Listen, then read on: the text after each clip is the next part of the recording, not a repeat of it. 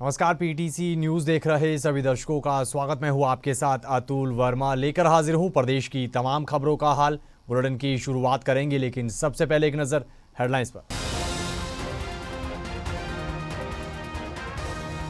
भिवानी के लोहारू में छात्रा की आत्महत्या के मामले में पुलिस की कार्रवाई, एक युवक को किया गिरफ्तार, डीएसपी ने दी जानकारी। गुरुग्राम में पशु तस्करों और पुलिस के बीच मुठभेड़, करीब 10 राउंड फायरिंग, 2 पशु तस्करों को लगी गोली। सोनीपत में एंटी करप्शन ब्यूरो की कार्रवाई, निजी कंपनी में काम करने वाले कर्मचारी को रिश्वत लेते रंगे हाथ किया गिरफ्तार।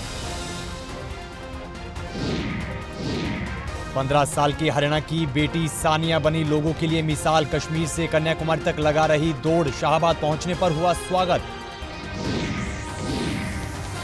और पंजाबी सिंगर दलजीत दोसांझ ने प्रधानमंत्री नरेंद्र मोदी से की मुलाकात, पीएम मोदी ने दिलजीत की जमकर की तारीफ।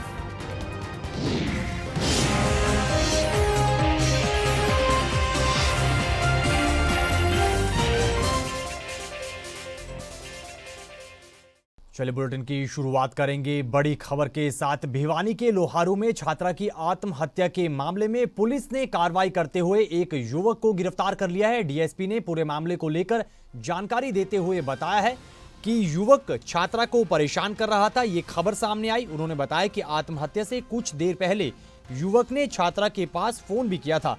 पुलिस जांच में अभी तक यही सामने आया है, जिसके बाद युवक को पूछताछ के लिए गिरफ्तार किया गया है। उन्होंने बताया कि पुलिस मामले की गहनता से जांच कर रही है और कई एंगल से मामले में पुलिस पूछताछ कर रही है।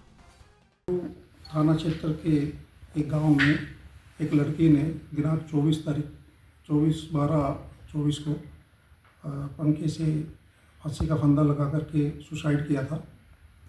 इस संबंध में उसके फादर ने हमारे को कंप्लेंट करी थी कि इसने सुसाइड किया है, जिस पर 174 CRPC की कार्रवाई की गई थी। और उसके बाद में उस वक्त उन्होंने किसी के ऊपर आरोप नहीं लगाया था। उसके बाद में दिनांक 27/12/24 को उसके पेरेंट्स ने पुलिस को एक कंप्लेंट दी, जिसमें उसने आरोप लगाया कि ये शारदा महाविद्यालय में पढ़ती थी लड़की और इसको पेपर नहीं देने दिया गया।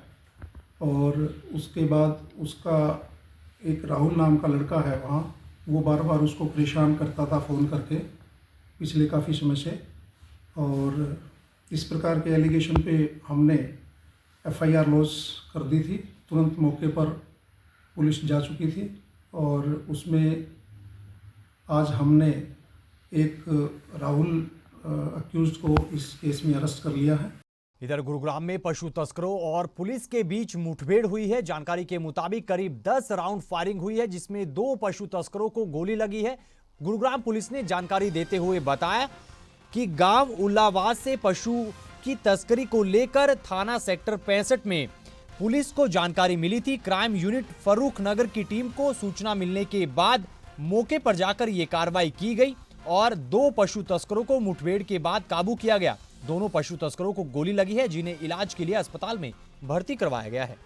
गुरुग्राम पुलिस को एक सूचना मिली थी कि सेक्टर 65 पुलिस स्टेशन के एरिया से गांव उल्लावास के आसपास से कुछ गायों को कुछ कैंटर सवार लोग चोरी करके लेके जा रहे हैं, जिस पर CI फर्रुखनगर की टीम के द्वारा क्राइम ब्रांच सोहना की टीम को भी सूचित किया गया तथा उनको साथ में शामिल किया गया।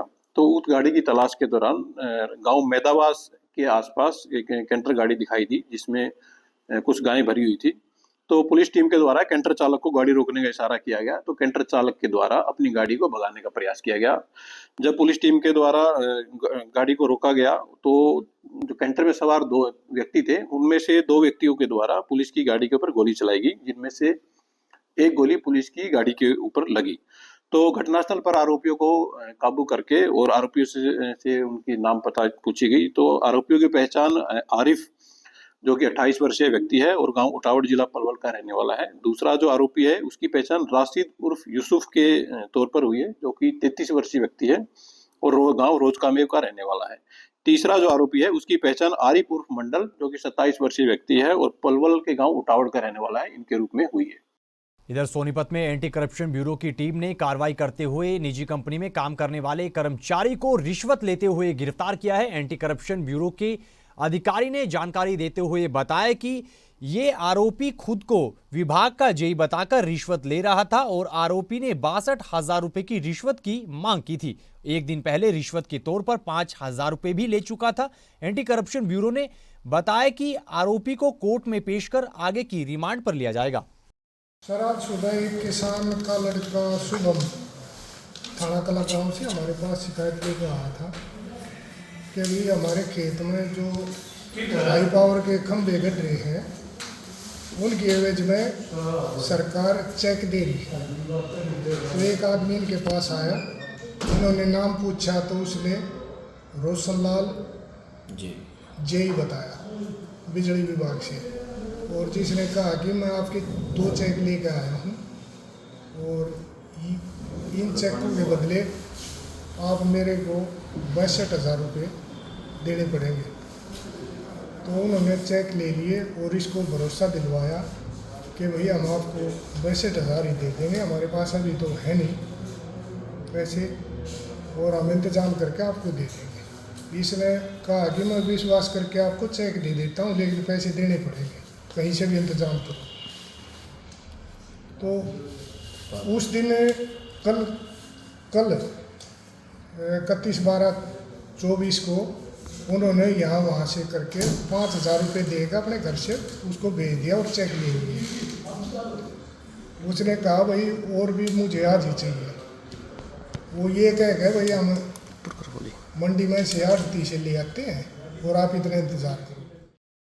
खनौरी बॉर्डर पर किसान नेता जगजीत सिंह डल्लेवाल का अनशन लगातार जारी है। वहीं बीते दिन जेजेपी नेता दिग्विजय सिंह चौटाला ने किसान नेता जगजीत सिंह डल्लेवाल से मुलाकात की और उनके स्वास्थ्य का हाल जाना। इस दौरान जेजेपी नेता दिग्विजय सिंह चौटाला ने कहा कि किसानों के साथ उनकी पार्टी शुरुआत से ही खड़ी है। इस दौरान उन्होंने किसानों के मुद्दों को लेकर सरकार को भी आड़े हाथ लिया।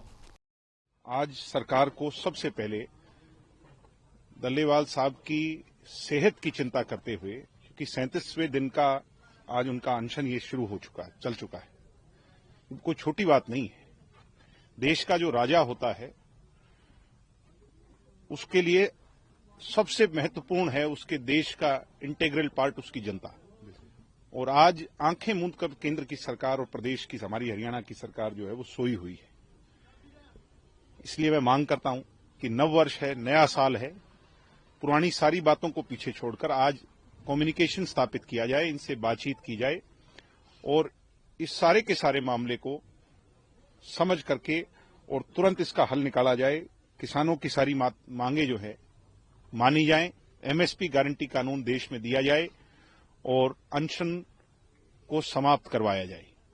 मैं डल्लेवाल साहब से मिलकर के आया और उनकी सेहत आज देख करके मुझे ऐसा लगता है कि ये बहुत चिंताजनक स्थिति है। और मैं जहां केंद्र की सरकार से प्रार्थना, अपील और विनती करता हूं, निवेदन करता हूं, नए साल पर ये मांगता हूं उनसे।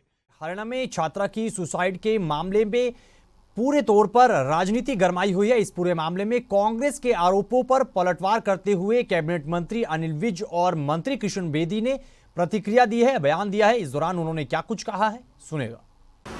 नहीं, विपक्ष द्वारा ही पीड़ित महिला है वो, लेकिन विपक्ष हमेशा हर बात की राजनीति करता है बिना समझे उस केस को कि कौन उसके लिए दायित्व है, किस विधायक के गांव की भी वो है, किस विधायक कांग्रेस विधायक के स्कूल की वो छात्रा है और लड़की ने किस विधायक के रिश्तेदार पर, कांग्रेस विधायक के रिश्तेदार पर आरोप लगाया और ये उल्टा सरकार पर आरोप लगा रहे हैं। इनको मुझे लगता है इनके समझ अब ठीक नहीं रही, तो इनको अच्छी तरह से चीज़ों को समझना चाहिए और इन्होंने कहा है कि उसको इंसाफ दिलाया जाए। हम पूरा इंसाफ दिलाएंगे। मैं मांग करता हूं, भूपेंद्र सिंह हुड्डा जी का वो विधायक है, क्या भूपेंद्र सिंह हुड्डा जी ने संज्ञान नहीं लेना चाहिए? उस विधायक से ये बात नहीं पूछनी चाहिए? कि आपके महाविद्यालय में आपके परिवार के लोगों के द्वारा, आपके सगे रिश्तेदारों के द्वारा इस प्रकार का जो घिनौना कांड किया है, उस बेटी को मानसिक दबाव में लाकर उसका शारीरिक शोषण वो करना चाहते हैं, लड़का करना चाहता था, बार बार फोन करता था, तो उनके खिलाफ कार्रवाई के लिए क्या भूपेंद्र सिंह हुड्डा जी बयान देंगे आके कि सरकार उनको, जो लोग दोषी हैं या दोषियों को संरक्षण देने वाले लोग हैं, उनको गिरफ्तार किया जाए। मैं सवाल करता हूं, देश के नेता घूमते हैं राहुल गांधी जी पूरी दुनिया के अंदर प्रचार करते हुए, दलितों का ये, दलितों का वो, क्या ये दलित की बेटी की आवाज और उन दोषियों को या कांग्रेस के लोगों को जो उनको संरक्षण दे रहे हैं, उनको गिरफ्तारी की राहुल गांधी जी या प्रियंका गांधी जी मांग करेंगे? जो संविधान का तो नारा देते हैं, संविधान नहीं बचेगा, फलां नहीं होगा, आज एक भी शब्द अपने विधायक और उसके रिश्तेदारों के खिलाफ नहीं आ रहा कांग्रेस के लोगों का। 9वीं क्लास में पढ़ने वाली 15 साल की हरियाणा की बेटी सानिया लोगों के लिए एक मिसाल बनकर सामने आ रही हैं। कश्मीर से कन्याकुमारी तक लगातार वो दौड़ लगा रही हैं। इस दौरान शाहाबाद पहुंचने पर उनका जोरदार स्वागत किया गया।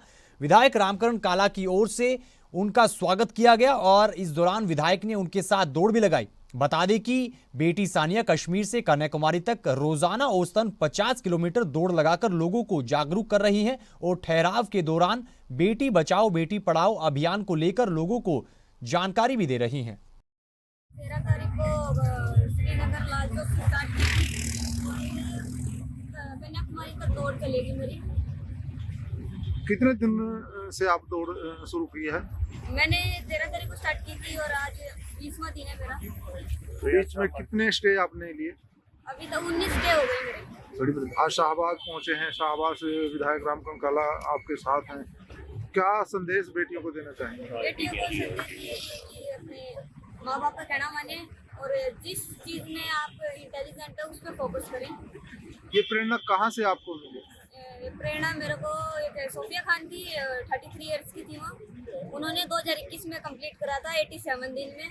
वो 100 दिन का टारगेट लेकर कर चुकी थी, तो अभी मेरी एज 15 है, तो मैं 121 दिन का टारगेट लेकर। क्या लक्ष्य लेकर चल रहे हैं? तो यही लड़कियों को जागरूक करना और जो हमारे महान आदमी फौजी भाई शहीद हुए हैं उनकी शहादत के लिए, अपने तिरंगे की शान के लिए। और इधर पहाड़ों पर लगातार बर्फबारी का दौर जारी है, जिसके चलते मैदानी इलाकों में ठंड लगातार बढ़ रही है। इसको लेकर मौसम विज्ञान केंद्र हिसार के अधिकारियों ने जानकारी देते हुए संभावना जताई है। उन्होंने कहा कि हरियाणा में 3 जनवरी तक मौसम आमतौर पर खुश्क रहने की संभावना है। इस दौरान उत्तरी और उत्तरी पश्चिमी ठंडी हवाएं हल्की तेज गति के साथ दिन और रात के तापमान में गिरावट लाने की संभावना जताई गई है। इस दौरान हरियाणा के कुछ एक क्षेत्र में सुबह सुबह धुंध रहने की भी संभावना जताई गई है। किसान भाइयों, अभी जो मौसम चल रहा है वो अभी आने वाले 4 और 5 दिनों के अंदर मौसम आमतौर पर परिवर्तनशील रहने की संभावना है। 1-2 जनवरी को पश्चिम विक्षोभ आएगा, उसके कारण आंशिक बादलवाई हरियाणा के ज्यादातर क्षेत्रों में रहने की संभावना है और इसमें दिन का तापमान में गिरावट देखने को मिलेगी और रात्रि तापमान में हल्की बढ़ोतरी रहेगी। जो अभी दिन का तापमान 14 डिग्री के आसपास है, वो आने वाले टाइम में 11 और 12 डिग्री तापमान पहुंच जाएगा और जो रात्रि तापमान 4.8 डिग्री सेल्सियस आज का है, वो तापमान में फिर बढ़ोतरी देखने को मिलेगी। किसान भाइयों, क्योंकि 5 तारीख को एक और पश्चिम विक्षोभ आएगा, उसकी सक्रियता हरियाणा के ज्यादातर क्षेत्रों में रहने की संभावना है। कहीं कहीं बूंदाबांदी 6 तारीख की या 5 जनवरी की रात को और 6 जनवरी के आसपास कहीं कहीं बूंदाबांदी और हल्की बारिश देखने को मिल सकती है और ये फसलों के लिए लाभदायक भी रहेगी। अभी खेतों में आप निगरानी करते रहें, कीट और रोग का प्रभाव पड़ सकता है क्योंकि फसलें अभी ग्रोथ पीरियड में है, तो इसलिए खेतों की निगरानी करते रहें और वैज्ञानिकों की सलाह के अनुसार यदि कोई कीट और रोग हो तो उसकी रोकथाम करें। खबरों में आगे बढ़ेंगे, अगली खबर का जिक्र करेंगे। पंजाबी सिंगर दिलजीत दोसांझ अपने दिलुमनाटी टूर के बाद प्रधानमंत्री नरेंद्र मोदी से मिलने पहुंचे हैं। प्रधानमंत्री नरेंद्र मोदी से मुलाकात की उनकी तस्वीरें और वीडियो सोशल मीडिया पर खूब वायरल हो रही हैं। अंतर्राष्ट्रीय स्तर पर एक अलग पहचान बनाने वाले सिंगर दिलजीत दोसांझ की पीएम मोदी ने से मुलाकात के दौरान पीएम मोदी ने उनकी खूब तारीफ की। पीएम मोदी ने उन्हें टैलेंट और ट्रेडिशन का मिक्स बताते हुए तारीफ की है। वहीं इस मुलाकात के दौरान पीएम मोदी और दिलजीत दोसांझ ने म्यूजिक, कल्चर और योग समेत भारत के अलग अलग रंगों पर चर्चा की। पीएम मोदी ने दिलजीत की अचीवमेंट्स की तारीफ करते हुए कहा कि जब हिंदुस्तान के एक छोटे से गांव का लड़का अंतर्राष्ट्रीय मंच पर चमकता है तो ये बेमिसाल लगता है। पीएम मोदी ने सोशल मीडिया पर इस बातचीत का छोटा सा क्लिप शेयर किया है। वहीं इस मुलाकात की वीडियो में दिलजीत दोसांझ ने पीएम मोदी के सामने एक गाना भी गाया, जिसके बाद प्रधानमंत्री नरेंद्र मोदी ने उनकी तारीफ करते हुए भविष्य के लिए उन्हें शुभकामनाएं भी दी हैं। आपका इंटरव्यू देखा था सर अभी हाल ही में। हमारे लिए आप प्रधानमंत्री एक बहुत बड़ा पद है, तो हम शायद एक जो उसके पीछे एक माँ और बेटा और इंसान है वो कई बार वो भूल जाता है, क्योंकि एक ओहदा बहुत बड़ा है। जब आप अपने माँ को लेके और गंगा मैया को लेके वो दिल भरा वो टच होता था। एक्चुअली ये दिल से बात निकली है तभी दिल तक गई। ओ कहंदे किथे है तेरा रब दिसदा ही नहीं, मैं कहा अखां बंद कर ध्यान तर महसूस कर, गुरु नानक ता अंग संग है, तू ही बस गैर हाजिर है, गुरु नानक गुरु नानक गुरु नानक। तो इन तस्वीरों के साथ फिलहाल इस बुलेटिन में इतना ही, लेकिन पीटीसी न्यूज पर खबरों का सिलसिला बदस्तूर जारी है। आप बने रहिए पीटीसी न्यूज के साथ। फिलहाल के लिए दीजिए इजाजत। नमस्कार।